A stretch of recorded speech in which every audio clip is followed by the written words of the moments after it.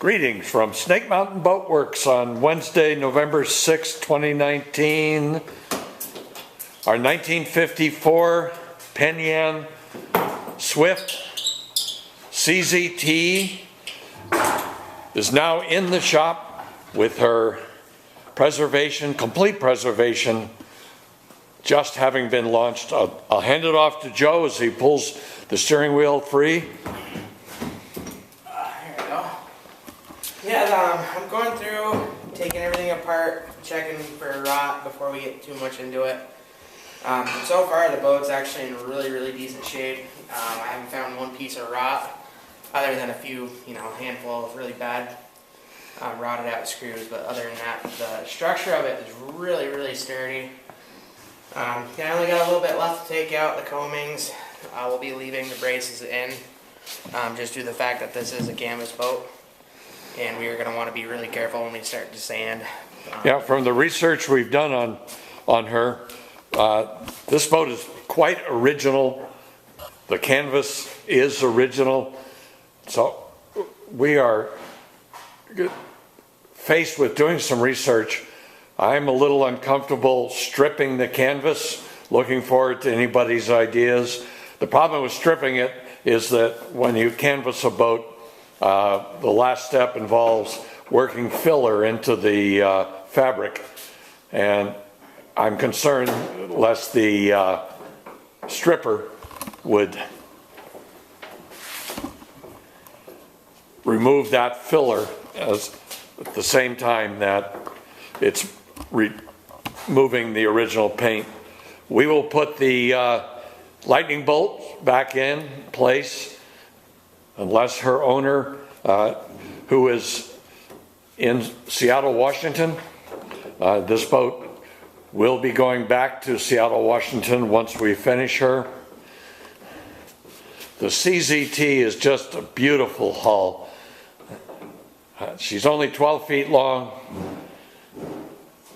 She actually, the research I've done and conversations with TJ Amato, PennYanBoats.com, tell me that the boat was rated for 30 to 35 horsepower. She's 12 feet long.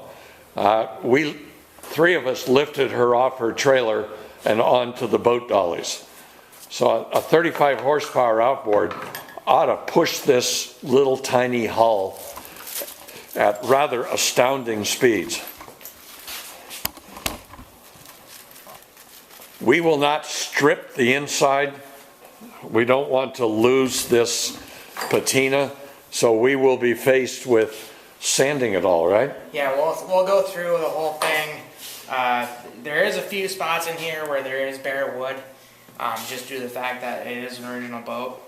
And wherever the seating, the bottom planks were in it, there, you can see that there was never any finish put on it, nothing to really protect it. So we're going to be going through any spot where there's bare wood.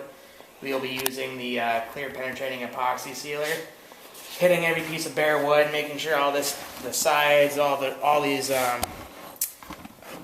frames and ribs are all cleaned out. And we'll go through and we'll use the Sicken Seatall Marine. It's really going to make it brighten out a lot. It'll keep it protected, and it does have a really nice finish. And it'll preserve that, I call it the pumpkin hue. The guys around here kind of chuckle at me when I characterize it as such, but it really kind of looks like a pumpkin, and Halloween isn't too far behind us. And another thing is on the transom here in the back, it does have this wooden trim going across the back. And the only problem with that is releasing it with the canvas, which we can't really do. So I was thinking of probably doing this transom rather being varnished, but the Sicken Seatall gloss. That way it's still shining up like it's varnished, and it's a lot easier to apply when you have the whole transom together. You can't really roll and tip a transom with varnish with it completely assembled. So my idea would be to use Sicken Seatall gloss on the inside of the transom and braces.